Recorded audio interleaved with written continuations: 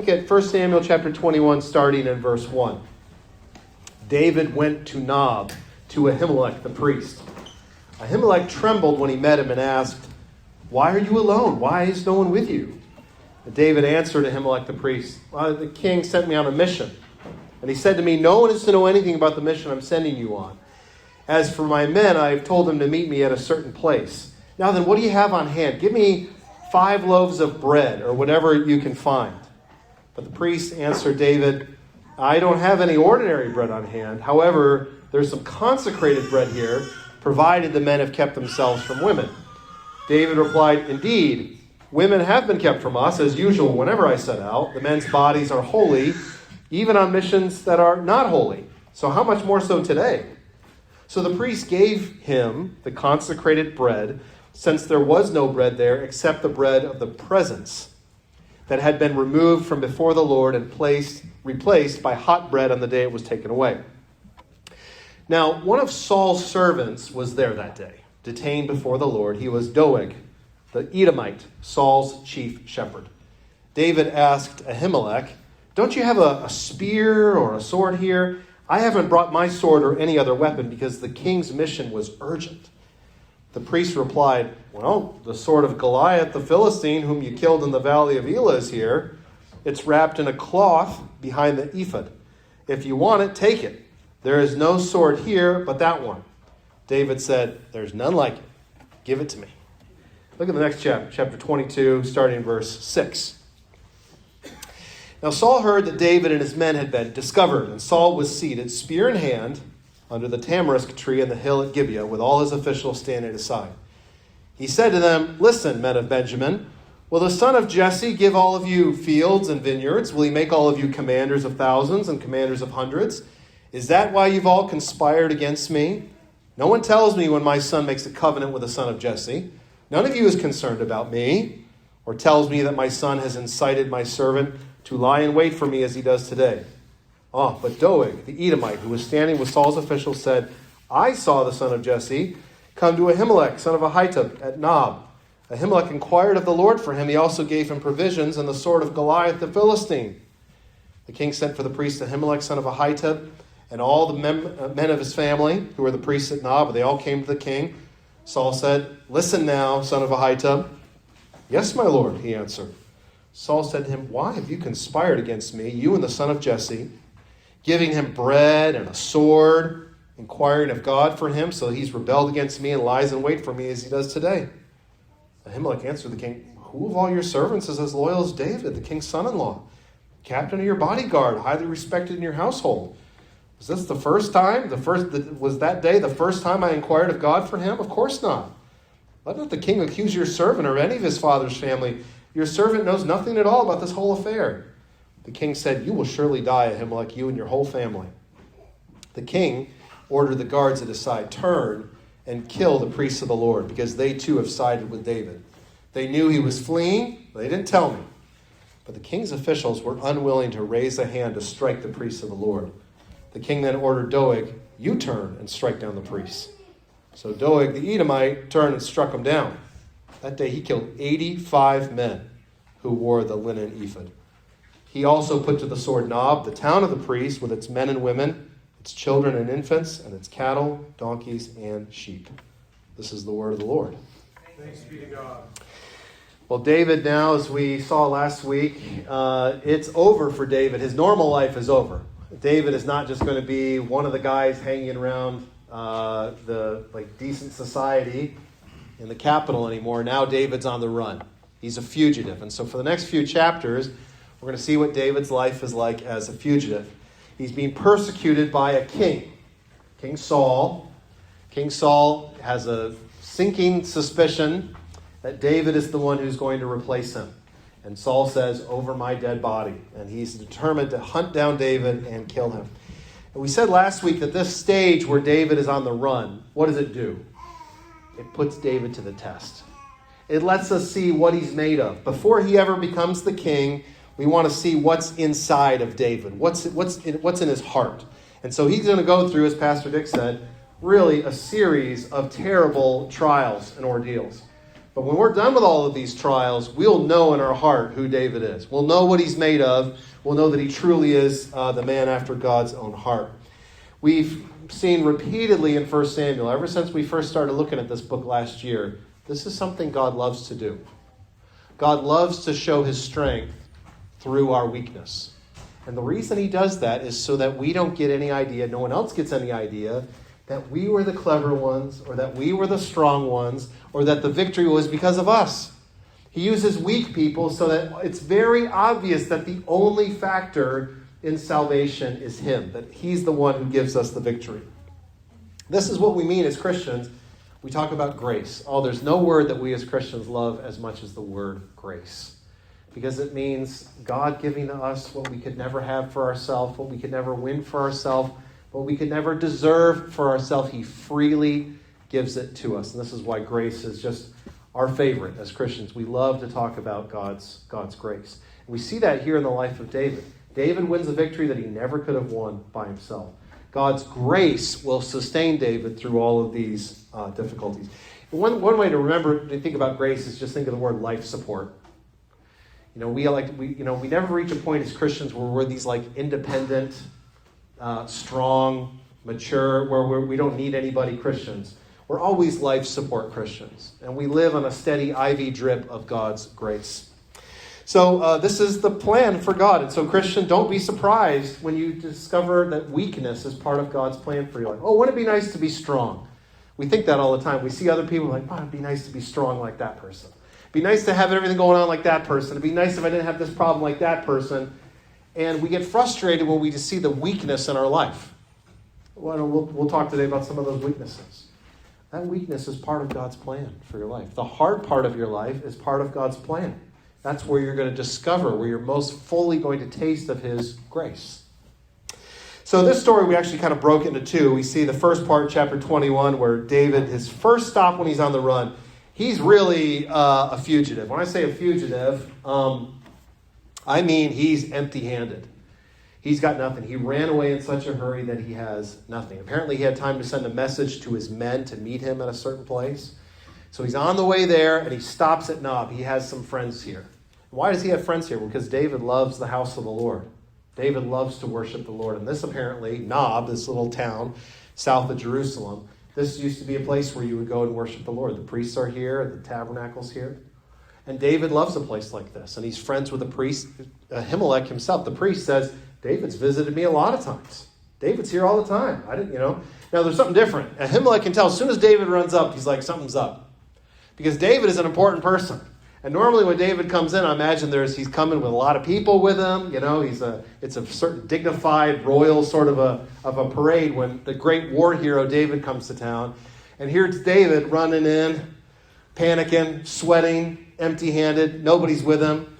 You can imagine if you're at your house today and someone that you knew ran into your house, ran into your yard, and they didn't have a phone or a wallet, and their clothes are all ripped up and they're all sweaty. Your first question, that'd probably be what Ahimelech's first question was, is everything okay?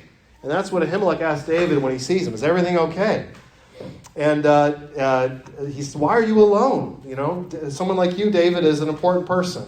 And David makes up this story, and there's a lot of people wondered, how is this okay that David kind of makes up this story? David's like, I'm on a secret mission. That's a good one. Kids, you remember that line, if you ever get in trouble for something? Claim to be on a secret mission. It worked really well for David. David's like, secret mission. It's top secret. I can't even really tell you. What I'm up to.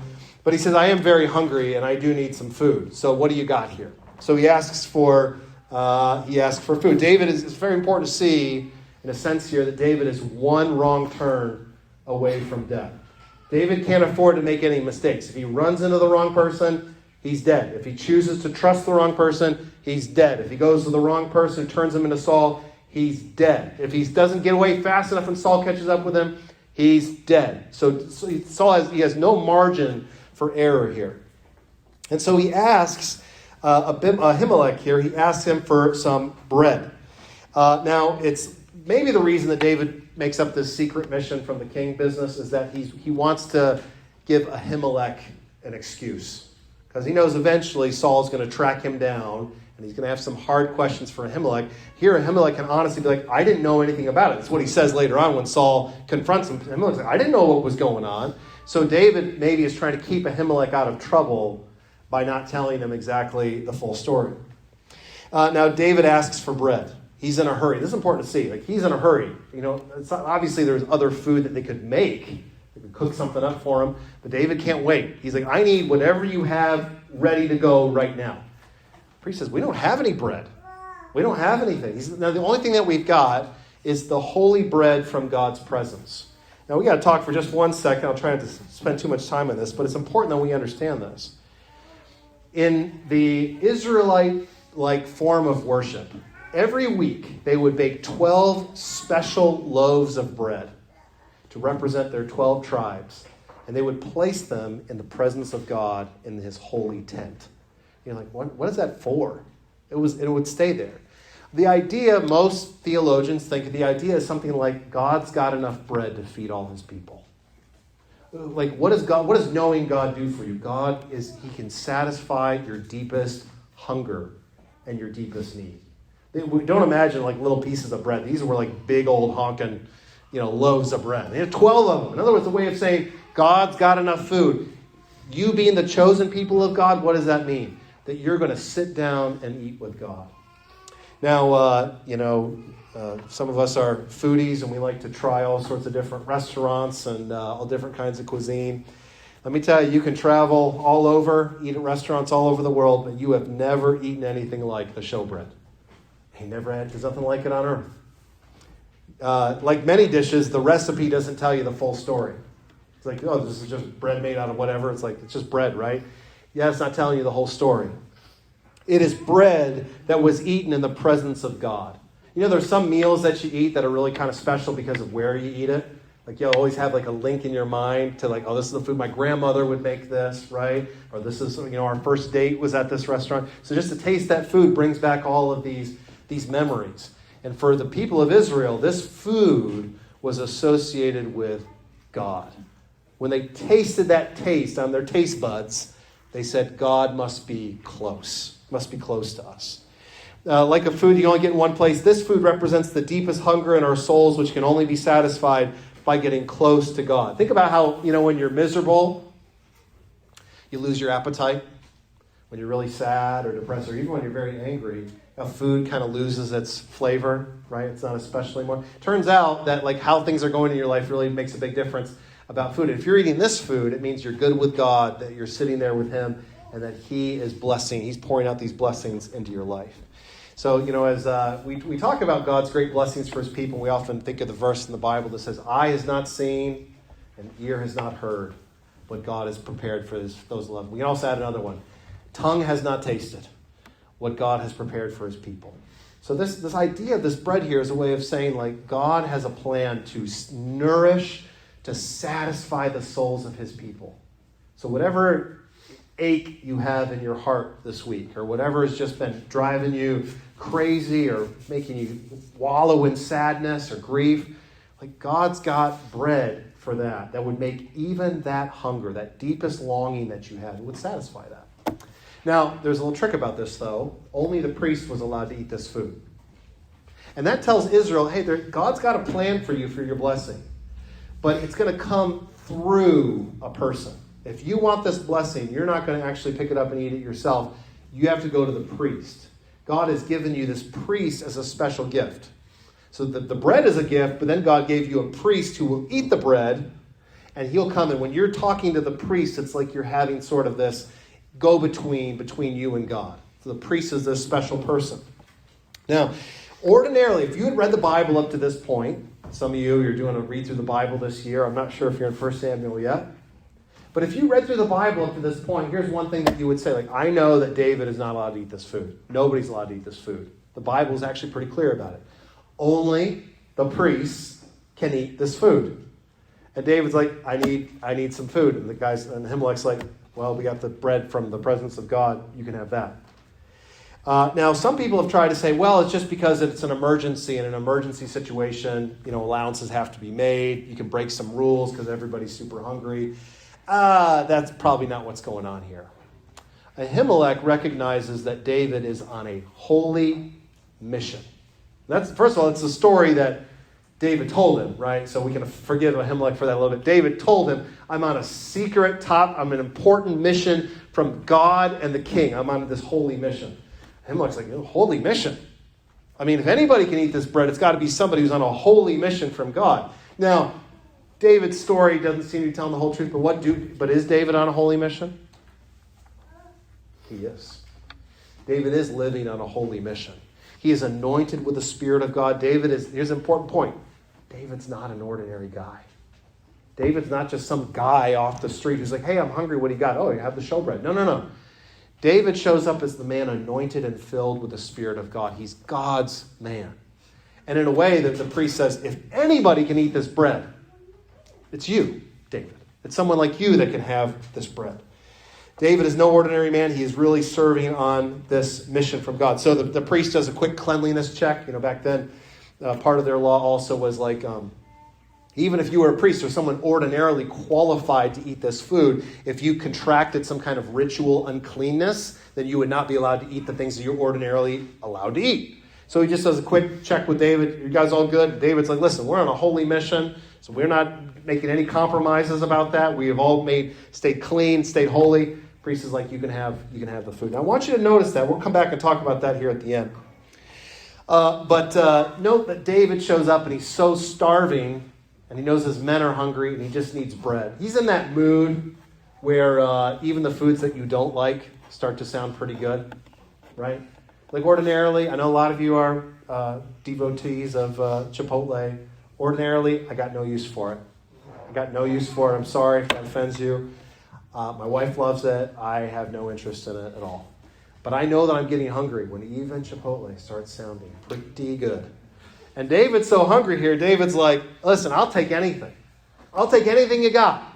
And think about this for a second. The priest says, well, the only thing I have is the best food in the whole world. You see that? David said, I'll take anything. I'm desperate. The priest says, the only thing I've got is the food that comes from God.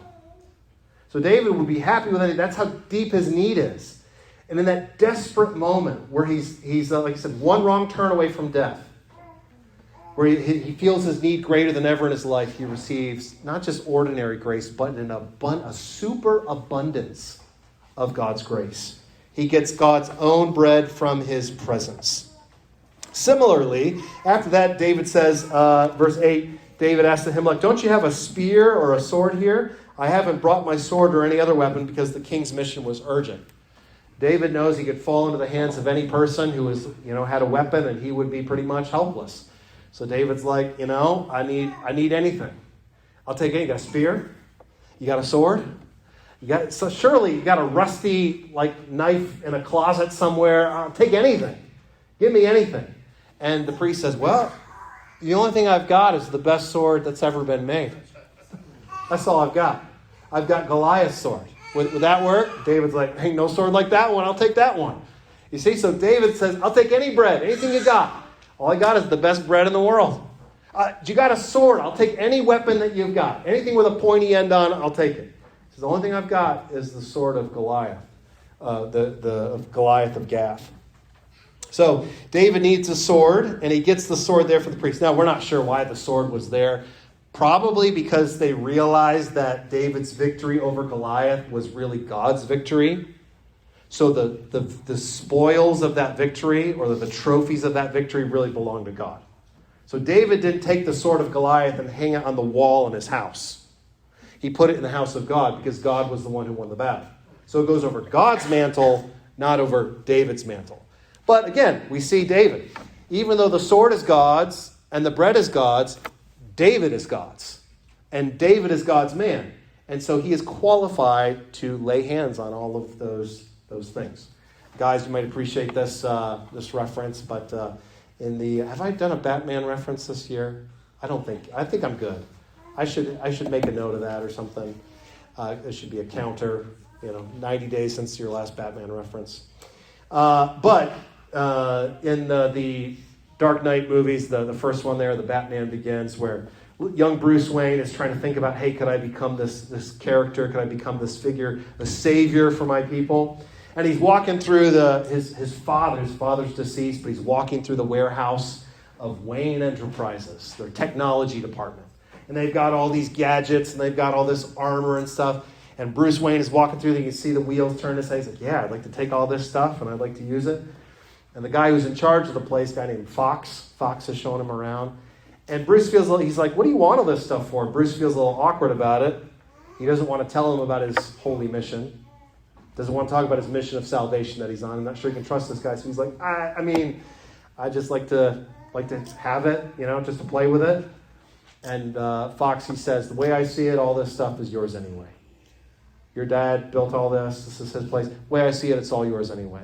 And the priest basically says this to David. He says, the way I see it, the bread's yours. The way I see it, the sword is yours. You're God's man. You're God's chosen king.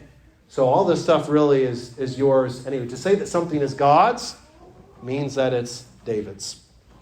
Important. We're going to come back to this later. There's one other thing, though, that Ahimelech does for David I want you to notice. And it doesn't say it exactly there in chapter 21, but in chapter 22 it does. If you look at where we read in chapter 22, verse number 9 and 10, where Doeg the Edomite is telling on David. Doeg was there in Nob when David got all this help. And in verse 10, Doeg says, Ahimelech inquired of the Lord for him. He also gave him provisions, that's the bread, and the sword of Goliath the Philistine. Now think about that. He says he inquired of the Lord for him. What does that mean? There's one other kind of superpower that the priest had. The priest had the telephone that connected to God. The priests had the ability to get answers from God.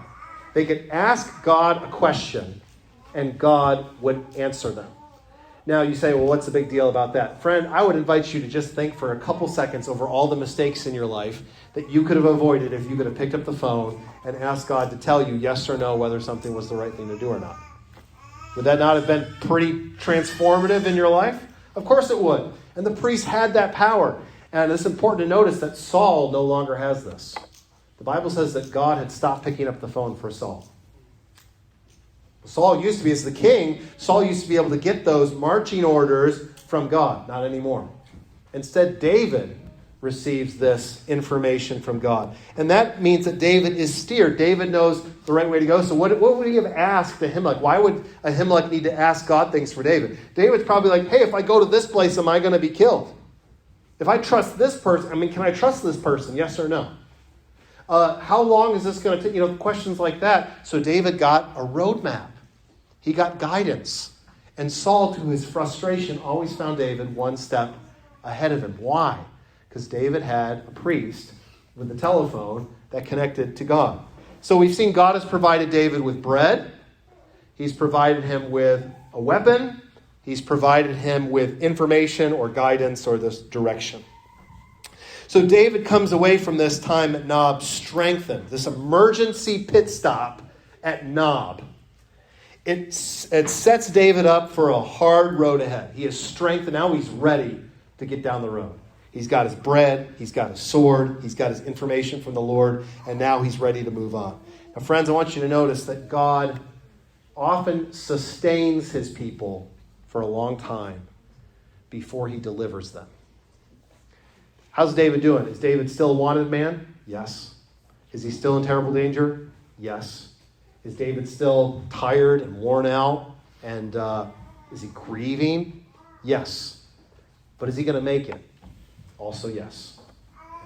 And a lot of times when we are in a terrible trial, what do we want? What are we praying for? What are we hoping? We're praying for God's deliverance. We're like, God, save me out of this mess.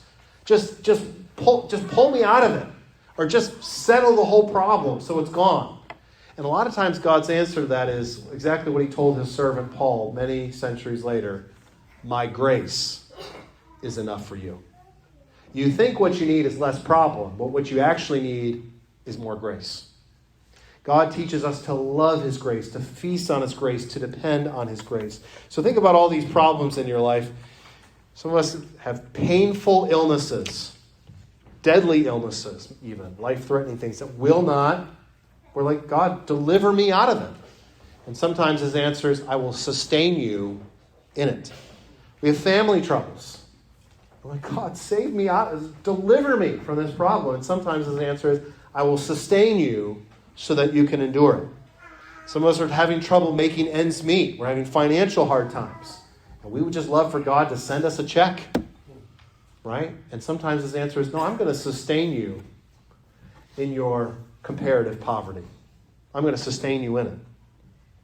Living in a hostile culture. I don't know about you, but I pray nearly every day for God to send a revival to our land, to deliver us from rulers that honestly wish we were all dead. I mean, I pray to be delivered from all that. And sometimes God's answer is, I'm not going to deliver you from it. I'm going to sustain you.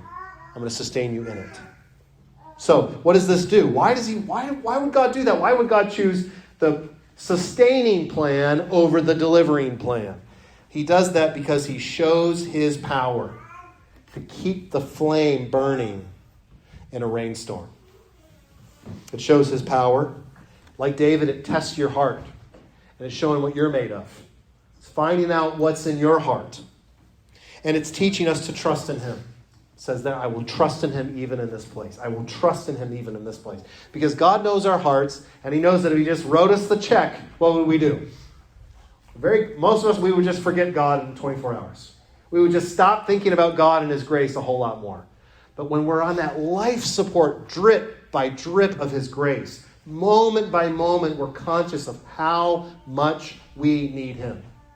Now listen, even if today you think you don't need him, you do. Even if everything's going great in your life, you're not having all these problems we're talking about, guess what? You still need his grace too. You just don't know it. So one of God's kindest blessings that he can do is put you in a situation where you know it, where you're aware of how much you need his grace. So, friend, if this is what he's doing, it's worthwhile. If that's what God is really up to, and we don't know more than that sometimes. We don't know more about why this problem, why this situation, why this difficulty, why this sorrow. We don't know the specifics. But we do at least know these things. It's for our good. It's for his grace to be shown in our life. And if that's true, then we don't need to complain about it. We can actually rejoice in it. We can actually endure in it. Now, Israel, as we've talked about the past few weeks, is finally going to have to make a choice about David. That's kind of what this book is all about. Make your choice. You on Team David or are you against David?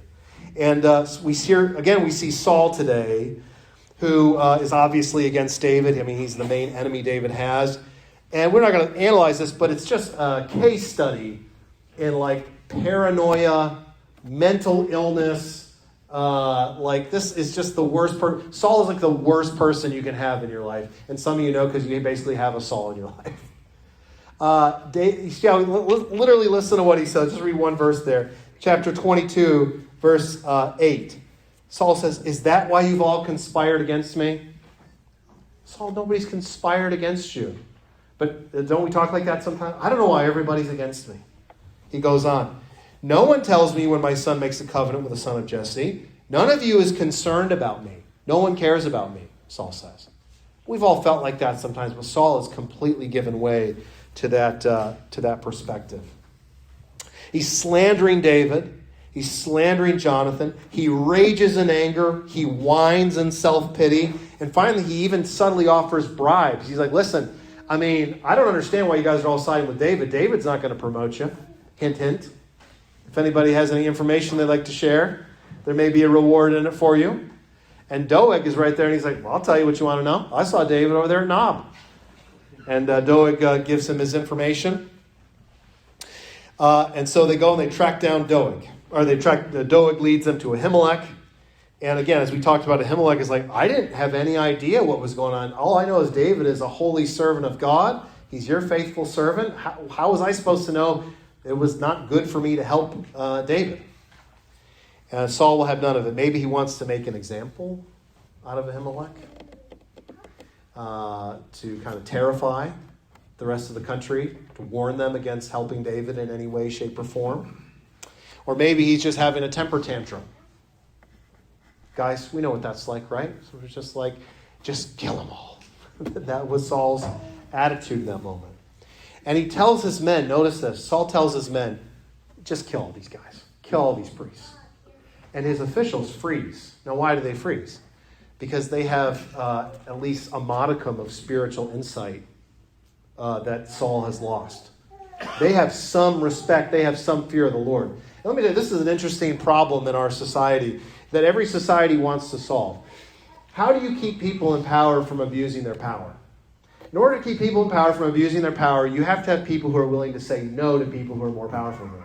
To be able to say no to an unjust command. How many injustices are committed in America, let's not talk about other countries, in America every day because people are just following orders. They're just keeping up with company policy.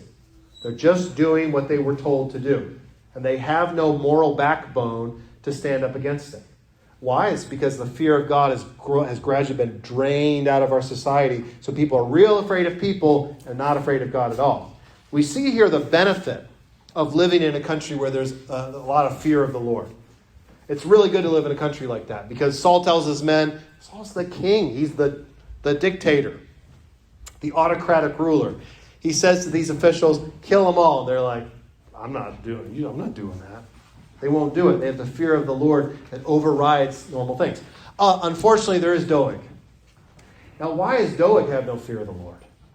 He is an Edomite. He's a foreigner. He ain't from around here.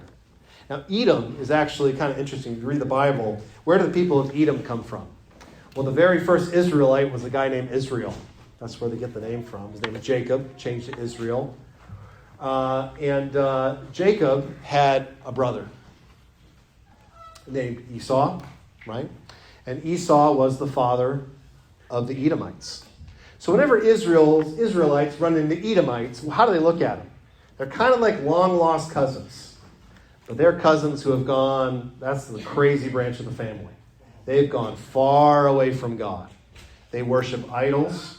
They're hostile to God. And they're always in the Bible, they're generally always aggressive and attacking the people of God. We might say they're the first false brethren, the first false brothers in the Bible. They got your blood running in their veins, but they don't act like family. In fact, they're actually the most hostile enemies some of the most hostile enemies that Israel has. So Doeg, who knows what he's doing here? Maybe he's a slave of Saul, or maybe he just immigrated here, who knows what. But Doeg's like, no problem. Yes, sir. I won't get that promotion. I'm going to get that pay raise. And he goes and he cuts down 85, and then he goes 85 priests, and then he goes and he slaughters the whole town, and only one son of Ahimelech makes his escape. Now I want you to notice, what does that tell? What's the whole point about Doeg? It's showing us what Saul has become. Remember a few weeks ago we said Saul and the Philistines are on the same page? Philistines want David dead. Saul wants David dead. Now we got Saul wants to kill the priest. The Edomite is willing to kill the priest. So what do we got? Now Saul is another one of the false brothers. He's on the false brothers team. That's how Saul feels. He has become an enemy who strikes God's saints. Ironically, what's Saul's end going to be? He finally is going to be struck down on a battlefield by pagan soldiers. He will be killed by foreigners when it's all said and done. So one son escapes to David. We didn't read that part, but David takes the son of Ahimelech into his protection. They will suffer together, but they will finally lead Israel together.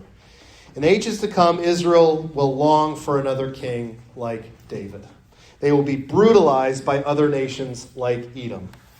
And so basically, you want to know how Israel's future is going to look. It's going to look a lot more like this.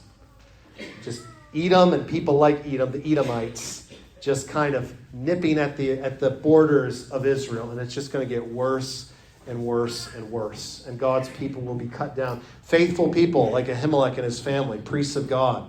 The people of God will be chewed up by the vicious false brothers of the world. And Israel will say, we need another king like David to come. Too many kings like Saul, too many enemies like the Edomites. We need another king like David. And of course, as we've seen every week, that king is Jesus. And when Jesus came, a lot of people didn't think he looked very much like a king. That was probably the biggest complaint about him. He just didn't seem like a king to the world. But that's why 1 Samuel is such an important book for us as Christians to look at.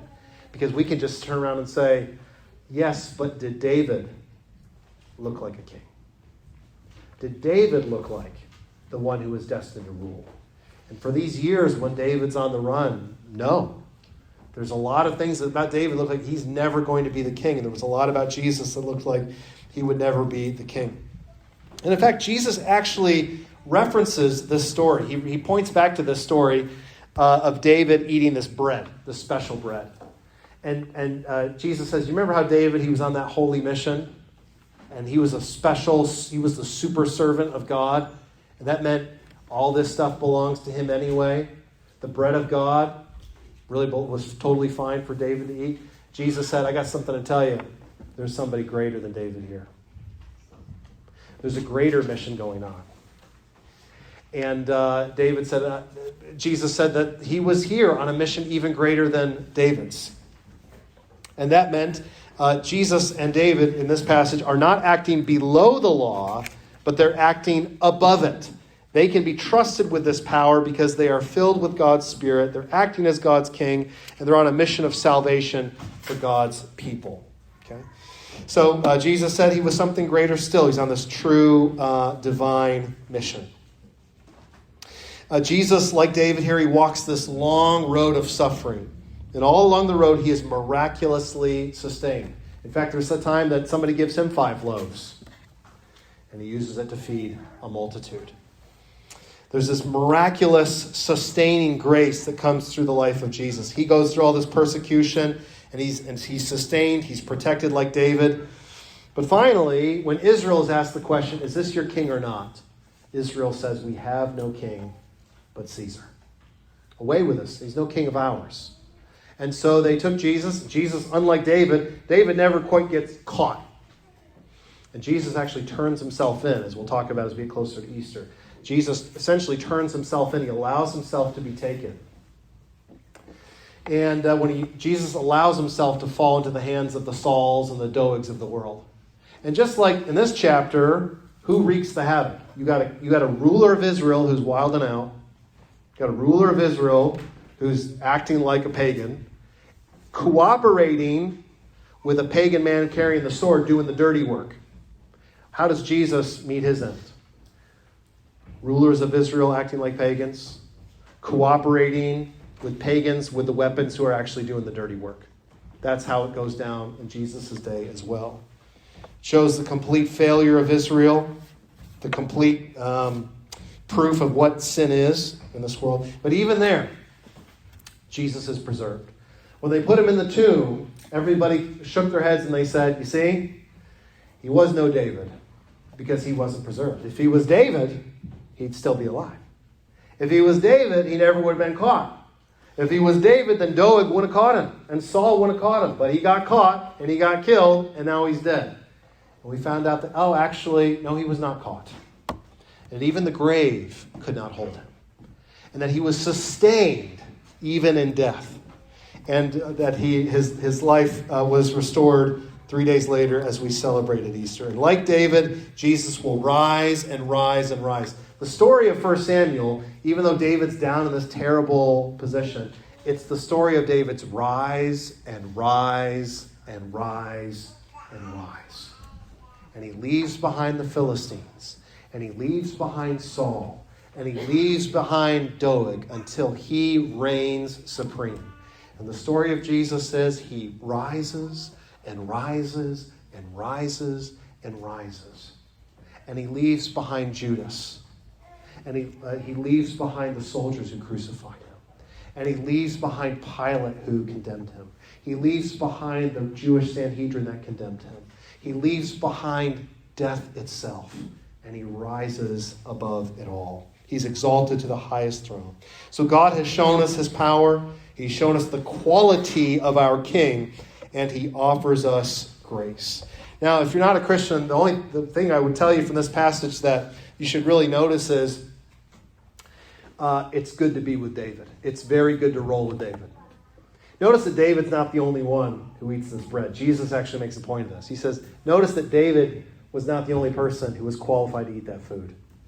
Jesus makes a point saying David took the food and he gave it to his companions. We've talked about David's companions. They're going to continue to be important characters in the stories we move forward. In other words, Because David was that holy man on that holy mission, he received this grace from God, this divine sustenance, this most beautiful, holy, wonderful food, and he shares it with his men. And the truth is, when we're with Jesus, he shares with us all of God's bounty. All of his grace comes to us because we're rolling with Jesus. Listen, Christian, all of God's blessings come to you in Christ, as the New Testament would say. Linked arm in arm with Jesus. Because I'm rolling with Jesus, all of these benefits come to me. So it is good to be with Christians. It is good to be with Christ. And that's what we would tell you. If you're not a Christian, we would say, become a Christian. Come to Jesus. Stick with him. And all of his wonderful gifts will be yours. And those, on the other hand, who choose to make war on the saints, like Saul, will be cut down finally. Now, Christian, let me just tell you a couple things to notice from this passage that we should take for our own lives. First of all, it is very often part of God's plan for us to suffer on the path to glory. That's not very fun news, but it is wonderful news. Because you know what the greatest thing that you can get out of life is? Grace. Grace is the most precious thing in all the world. And the more of it you have, the more fortunate you are, the more blessed you are. Get as much grace as you can. Now, here's the thing. If we all had a little grace meter, that we could see, that we carried around with us, who would have the most grace in their grace tank? The person who everything's going great in their life? Their job and their work and their country and their family and their health? Is that the person who's got the most grace? No, probably look for the person with a really hard health diagnosis. Probably look for the person who's having a hard time making ends meet. Probably look for the person where they have a lot of conflict and a lot of people aren't very big fans of them.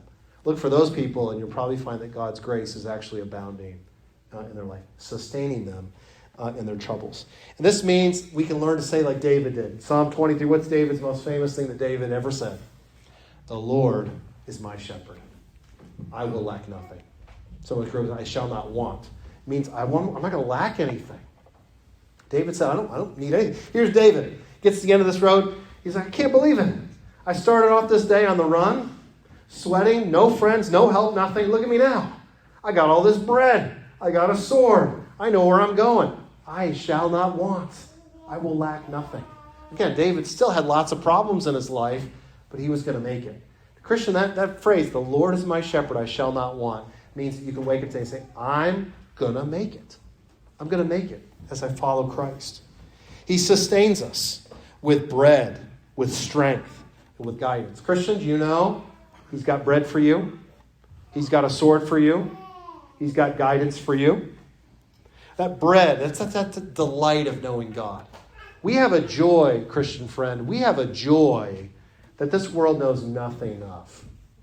I don't know anything about it. I mean, you see people in the world who don't, as Pastor Dick said, you see people maybe in the hospital going through something. If they don't have Christ, all you can do is feel sorry and feel pity for them. Because we have a joy that they know nothing about. That's bread. That's the delight of knowing God. The joy, peace, and satisfaction in your soul from knowing him and his great love for us. We sang today, this morning, Here is love, vast as the ocean. That's a song the Christian can sing every day. He gives us not just a sword, he gives us the whole armor of God.